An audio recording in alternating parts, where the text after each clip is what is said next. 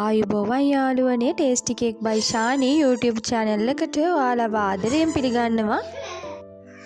අද මම ඔයාලට අරන් ආවේ කිසිම වැරදීමක් නැතිව හරිම ලේසියෙන් ගොඩක් soft එකට හරියටම රස කේක් එකක් ගෙදරදිම හදාගන්න විදිහයි.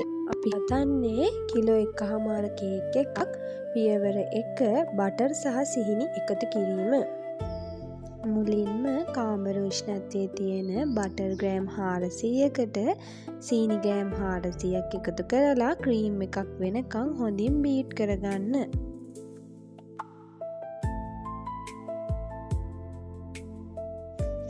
පියවර 2 බිත්තර එකතු කිරීම. දැන් මේ මිශ්‍රණයට බිත්තර ග්‍රෑම් 400ක් එකතු කිරීමට අවශ්‍යයි.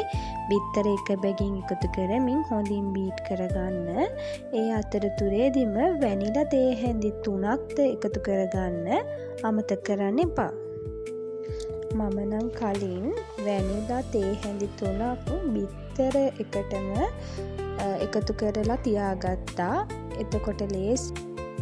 දැන් මෙම මිශ්‍රණයට බිත්තර සියල්ලම එකතු කරලා බැටර් එකක් වෙනකන් හොඳින් බීට් කරගන්න.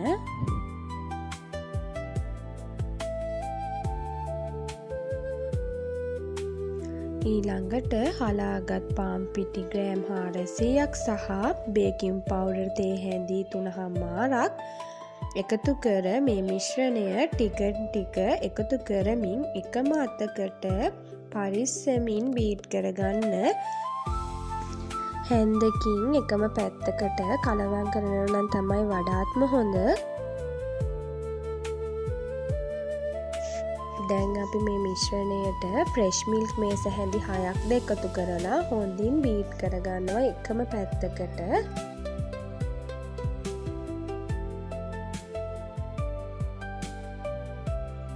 කේක් කිලෝ 1.5 බේක් කිරීම සඳහා මම අරගෙන තියෙන ට්‍රේස් දෙක අඟල් 7ක් පළල ට්‍රේස් දෙකක් ග්‍රෑම් 750 බැටර් එක අපි කේක් ට්‍රේස් දෙකට දාගන්න ඕනේ.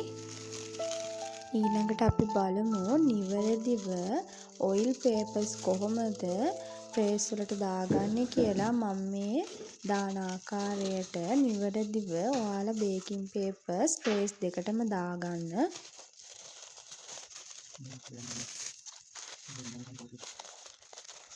ඊළඟ ස්ටෙප් එක බේකින් පේපර්ස් නිවැරදිව තැටි වලට දාලා තරාදියක් උඩින් තියලා තරාදිය සීරෝ කරලා බැටර් එක ග්‍රෑම් 750ක් 750ට වැඩියෙන් හෝ තැටියට දාගන්න.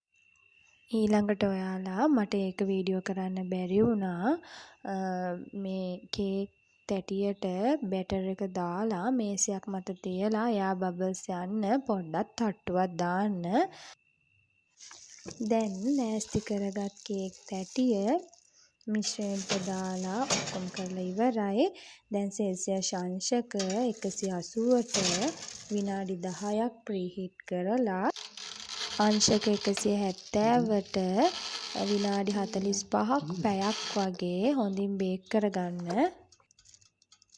කේක් එකක් බේක් වෙන වෙලාව oven එකකින් oven එකට වෙනස් වෙනවා. ඒ වගේම උෂ්ණත්වයත් oven එකකින් oven එකට වෙනස් වෙනවා. ඔයාගේ oven එකේ උෂ්ණත්වය සහ වෙලාව හොඳින් දැනගෙන ටයිම් එක සහ සෙල්සියස් අංශක ගාන තියන්න. මෙන්න මේ අපේ රසම රස soft butter cake එක ලෑස්ති. මේ වගේ තවත් රසවත් රෙසිපි බලන්න මගේ channel එක subscribe කරන්න. වීඩියෝ එකට like එකක් කමෙන්ට් එකක් දාලා යාළුවන්ටත් share කරන්න. බොහොම ස්තුතියි. අයිසිං කරන විදියත් අපි ඉදිරියට බලමු.